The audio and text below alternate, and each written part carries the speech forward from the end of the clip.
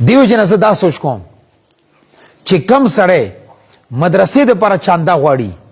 هغه د پکار ده چې عظمت سره چاندا غواړي سر اوچت کی چاندا غواړي حقارت سره د چاندا نه غواړي تاسو وی ولی یو خدا چې زمونږه یو چې چاندو کم سیستم دی بلې ضلع نه برغلی نی ز پیژنم نه ما پیژنی نه تا پیژنی دا مونږ ته مشکلات پیدا کی پته نه لګي چې کم سړی صحیح ځان د پر مطالبه کوي دا مونږ معاشره کې یو عالمیه ده پریشانی ده او دې سره ټول خلک مخامخ دي یو خبره شو دویم دا چې کم د مدرسې محتمم وي او تاسو کې هم چې څوک د دوی چې مدرسې د پر چاندا وکا هغه کې شرمېږه ما یو خو ځان ته نه غواړي کنه مدرسې د پر غواړي ځان د پر سوال ګران دي چې پاسې زه غریب یم بیمار یم کور کې سشتانه لګي تندې متېره کې راکې دغه سړی ذلیلی خو چې کله مدرسې د پر غواړي دا جرأت او عظمت سره غواړه ولی الله د پر غواړي او الله د پر بي لګي خو بیا به غواړي څنګه خو جرأت سره به غواړي زموږ چې کم دلته میساج دی ایو سړی به پاسي اور عجزي سره به پاسي ټیک ته عجزي لوی دغه ده خو چې هغه کم انداز دی هغه کې د مدرسو حقارت دی زموږه مدرسه دغه کې بستر نشته بجلی نشته یتیمان دي اور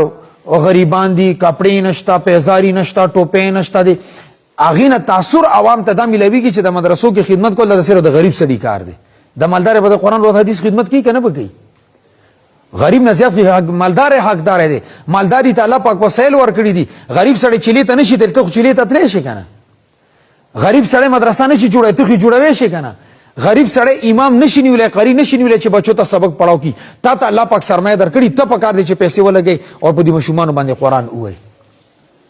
دیو جنا دا د چاندي غختلو انداز دا قطن غلط دی دا د قرآن د عظمت خلاف دی کا زموږ خلک په دې باندې پوي شي زه دا وایم چې پاسه چاندا جرأت سره غواړه چې قرآن باندې ما ایمان راوړې تا ایمان راوړې دی قرآن خدمت زما ذمہ داری ده ستا ذمہ داری ده زه مدرسې کې ناسم خدمت کوم کتر سره خدمت ته مدرسې ته تیاری ګراشه مدرسې کې ما سره داخل شه خپل نه وای بچی سره داخل کا اور کدا نشي کول خپل پیسې په مدرسې باندې ولګوا د ستا ذمہ داری ده قرآن خدمت کول سره د مولا ذمہ داری نه ده نه به مولا 24 غنټه مسجد او مدرسه کې ناسوي نه مولا باندې الله پاک کرم احسان کړي دین د الله پاک دین کار اخلي خو ستا هم ذمہ داری ده ته به هم د قرآن او حدیث خدمت کې ولی د جنت ټیکا سره مولا خسیده ته جنت ته تلل غواړي کنه غواړي چې جنت ته تلل غواړي بیا به هغه کار کوي چې کم کار علما کوي کم میدان کې دا موجود دی نن جهاد میدان دی مولا سنبال کړي دی تبلیغی میدان دی علماء سنبال کړي دي تصوف میدان دیو سنبال کړي دي تصنیف او تالیف میدان دیو سنبال کړي دي تزکیه نفس والا میدان دیو سنبال کړي دي سیاسی میدان دو سنبال کړي